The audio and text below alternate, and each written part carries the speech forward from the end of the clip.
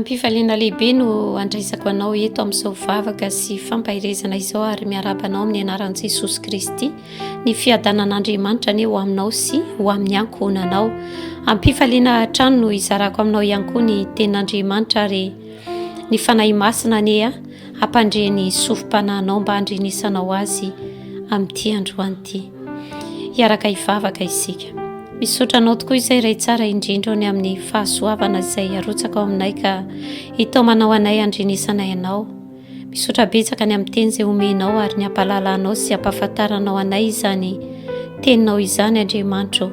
Aoka ianao fanahy masina no andatsaka ao am-ponay izany teny ampiraiky tapisaka izany mba ho pitahiry fahalalana izay ary ny teninao ihany koa mba hamoa zato eny aminay tsirairay avy rehetra. Ary ny teninao ihany koa Andriamanitra dia tanteraka izay hampaniranao azy ary ambinina amin'izay hampandehananao azy satria velona sy mahery ny teninao. Ary ny tenako ihany koa Andriamanitra dia omeo any fahasoavana ahafahako miteny sy manambara araka ny sitraponao eto ho voninahitry ny anaran'i Jesosy Kristy. Dia amin'ny anaranao irerianany no hanaovana izany vavaka izany. Amen. Amen.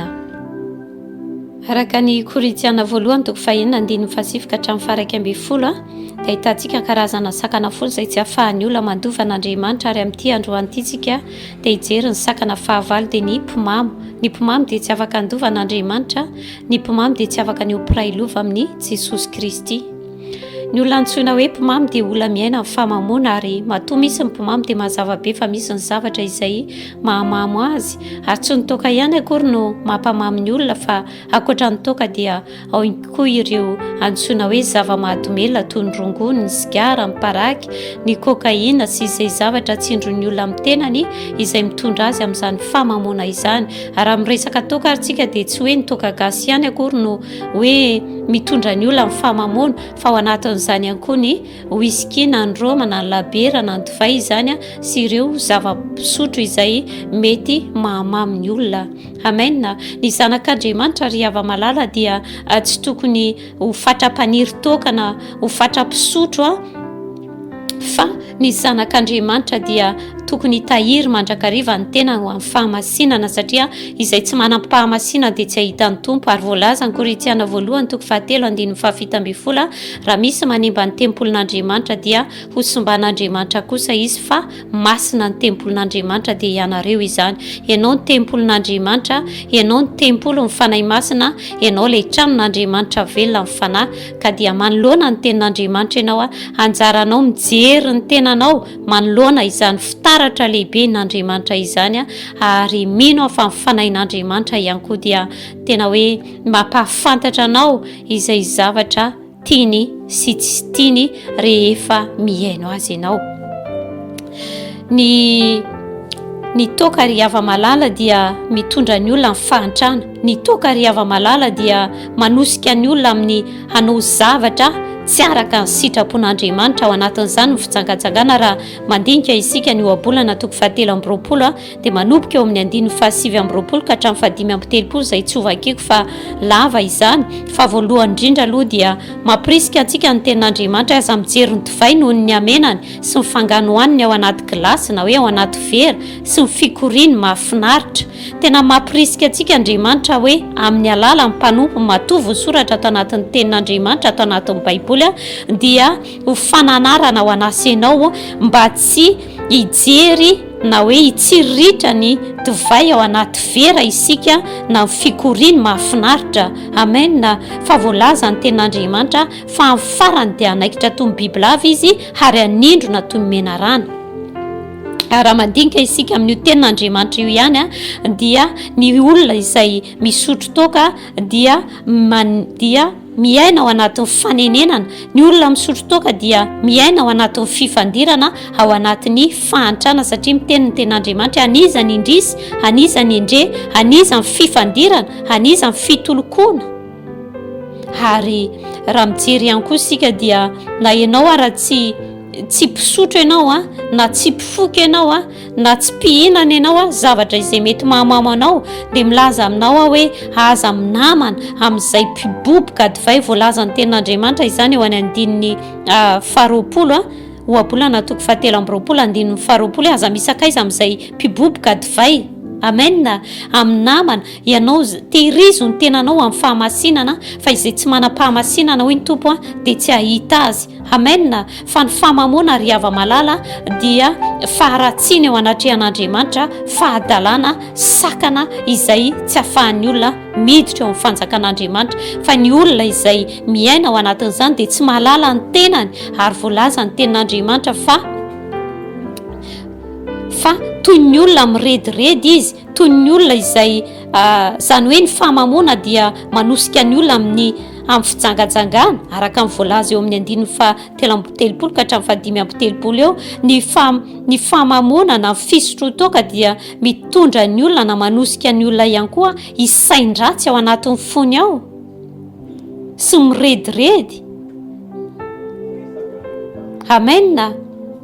Ary reny olona rehefa misotro dia vakihoany eo amin'ny 5:telopolo amin'ny tapany farany hoe nandala siny aho izy nandala siny aho fa tsy tsaroko raha oviana inge aho no ifo mba hitadiavako azy indray. Ny olona misotro miaina ao anatin'izany dia maniry tsy mety afa-po mihitsy, fa ianao mbola tsy tafiditra ao anatin'izany dia aza misakaiza amin'izay olona fatra-paniry izany, na olona izay mpiboboka izany, na manana namana misotro izany. Fa amin'ny farany ianao dia mety ho tafalatsaka ao anatin'izany fandrika izany. Ato amin'ny boky ny Habakoka koa hovakitsika toko 2 dia manomboka eo amin'ny 5:15 sy 19 dia hoe lozan'izay mampisotro ny divay ny namany dia ianao izay manampy fahatezerana ka mampamamo azy mba hijereny ny fitanjahany.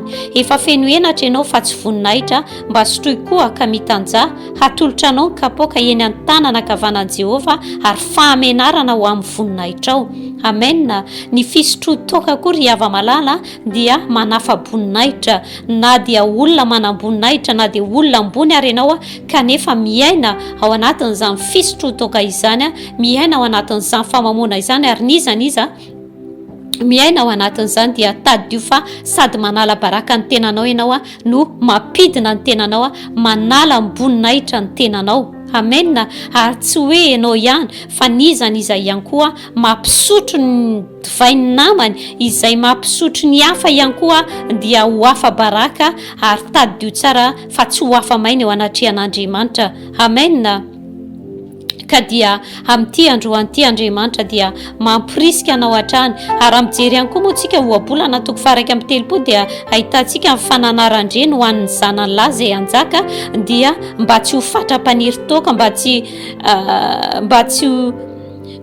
tsy hoe hiaina ao anatin'izany fisotrony divay izany. Satria ozy izy hoe raha fandrahozy izy, raha misotro izy dia manadiny ny lalàna ka mamilo ny fitsarana ny zanaky ny fahoriana. Zany hoe eto amin'ity tenin'Andriamanitra ity dia ahitana koa fa raha ny olona izay fatra-paniry toka na misotro toka dia mety manadino izy ny didin'Andriamanitra, na dia zanak'Andriamanitra azy ianao ka ohatra ianao misotro ianao dia tadio tsara fa mety hitondra anao amin'ny fanadinonao ny fitsipik'Andriamanitra izany. Amen.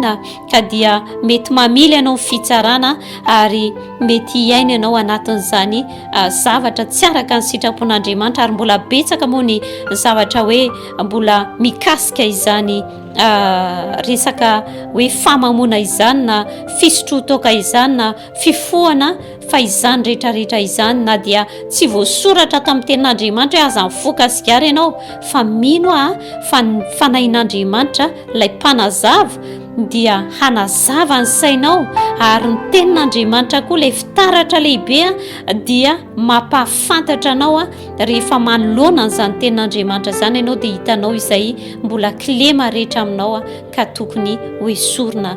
Niza ianao izay mbola ao anatin'izany fisotrotoka izany tahaka ny tenako ihany koa izay tahaka izany teo aloha fa isorako an' Jesosy Kristy ny nanafany anahy tamin'izany satria tena niaina tao anatin'ny enatra tokoa ny tenako ary tao anatin'ny zavatra maro tsy araka ny sitrapon'Andriamanitra fa isorako Jesosy nanafaka anahy izany ka raha afaka nanafaka anahy izy dia afaka manafaka anao ihany koa androany raha sitraka ao izany raha tena mangetahita no afaka amin'izany raha tena fantatrao tokoa fa mampahory anao izany mampahantra anao izany dia anafaka anao Jesosy androany. Amen. Ka dia misaotra an'Andriamanitra lehibe isika ny amin'ny teny. Soranay anao ny fandrenisanay ny teninao teto Andriamanitra. Saotranao izay ny amin'ny fananaranao anay fa tsy mitsahatra mananatra anay ianao satria tena tianao tokoa izay ary tianao izay Andriamanitra ny handovanao kaoka ny teninao izay no renesinay teto mba hanadio anay hatrany ary hanamasina anay hatrany Andriamanitra araka ny teny hoe masina azy amin'ny teninao fa ny teninao no fahamarinana ka dia aoka ny teninao hamasina anay ary aoka ianao Jesosy Kristy no hiasa amin'ny fahafenonao ato anatinay tsirairay avy mba hatanteraka izany fahamasinanay izany ary meo anay Andriamanitra ny fomakatoy izany teny izany ary aza velanao afamaina izay rehetra nytao aminao nandre izany Andriamanitra fa ianao ny hiasa amin'ny fikasana sy fanaovana hatanteraka ny sitraponao amin'ny tsirairay avy rehetra ny herinao aneo aminay afahanay nizaniza Andriamanitra izay mbola miaina ao anatin'izany famamona izany izay rehetra mbola fatra-pikikitra amin'ny tovaina izay fatra-paniry toka Andriamanitra dia afao manokana izy androany mba tena ho fanaka ho membonahitra ny izy Jesosy amin'ny anaran'i Jesosy Kristy. Amen.